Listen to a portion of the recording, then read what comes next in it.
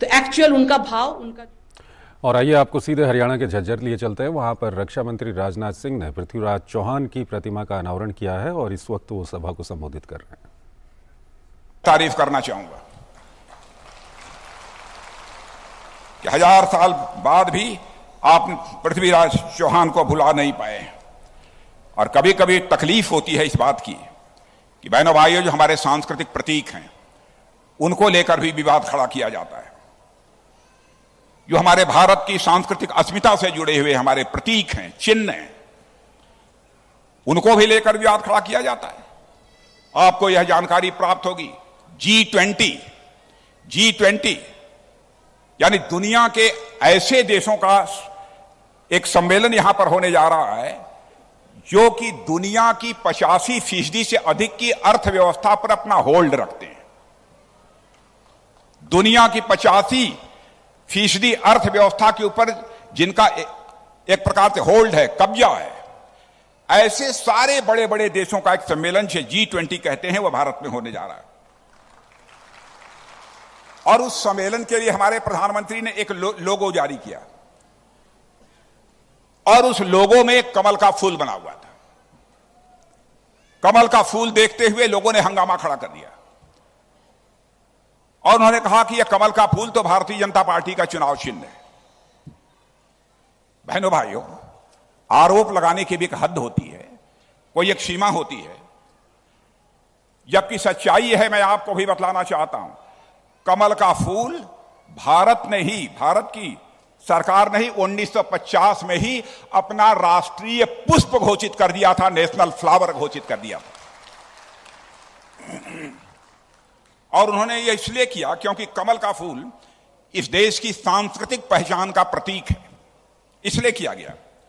जब 1857 में प्रथम स्वाधीनता संग्राम लड़ा गया मेरे बहनों भाइयों, तो आजादी के मतवालों ने एक हाथ में रोटी और एक हाथ में कमल का फूल लेकर जो है आजादी की लड़ाई लड़ी थी। यह है कमल का फूल। क्या हम उस कमल के फूल को भुला दें? क्या यह करके प्रधानमंत्री ने कोई बड़ा अपराध किया? उसको लेकर पूरा हंगामा खड़ा करने की कोशिश की। अब किसी पार्टी का चुनाव चिन्ह है इसलिए कमल के फूल को हमको छोड़ देना चाहिए? उसे राष्ट्रीय पुष्प, नेशनल फ्लावर की मान्यता उसकी रद्द कर देनी चाहिए? यदि किसी राजनीतिक पार्टी का चुनाव चिन्ह पंजा है तो क्या इस पंजे को काट देना चाहिए? पंजे का भी यह शब्द प्रयोग करना ही नहीं चाहिए। यदि किसी का चुनाव चिन्ह साइकिल है तो क्या साइकिल छोड़ देनी चाहिए? साइकिल पर नहीं बैठना चाहिए? क्या केवल चुनाव चिन्ह होने के नाते? बहनों भाइयों, कुछ लोग ऐसे हैं कि जो भी हमारी चीजें भारतीय संस्कृति की अस्मिता के साथ जुड़ी हैं उनसे वह परहेज करने की कोशिश करते हैं। लेकिन आप आश्वस्त रहिए कि बहनों भाइयों, जब तक हमारी यह सरकार है, हम भारत की सांस्कृतिक अस्मिता पर किसी भी सूरत में आंच नहीं आने देंगे, चाहे उसके लिए हम सबको कितना भी बड़ा बलिदान करना पड़े। कैसी अद्भुत संस्कृति है हमारे भारत की। दुनिया का अकेला देश यह भारत है मेरे बहनों भाइयों, जहां के रहने वाले ऋषियों और मनीषियों ने भारत की सीमा में रहने वाले लोगों को ही अपने परिवार का सदस्य नहीं माना है, बल्कि पूरे विश्व की धरा पर रहने वाले लोगों को अपने परिवार का सदस्य मानते हुए वसुधैव कुटुंबकम का संदेश सारे विश्व को देने का काम यदि किसी एक देश ने किया है तो हमारे और आपके देश भारत ने किया है। बहनों भाइयों, इतनी बड़ी संस्कृति, क्या उससे भारत कटकर अपनी अस्मिता बचा सकता है?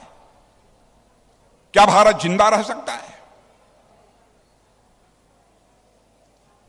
अब इतना ही नहीं बहनों भाइयों, हम किसी भी सूरत में जो भी गुलामी की मानसिकता रही है तो गुलामी के जो भी प्रतीक हैं, सारे हम प्रतीकों को समाप्त करेंगे। यह हमारी सरकार का संकल्प है।